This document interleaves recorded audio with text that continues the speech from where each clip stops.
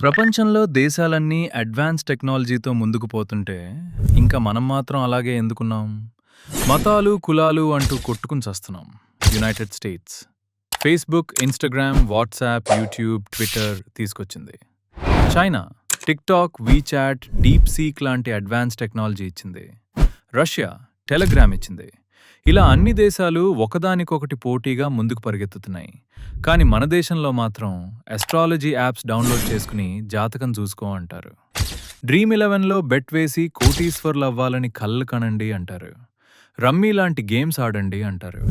ఇలాంటి time waste యాప్స్లో మన భవిష్యత్తును పెట్టేస్తున్నాం.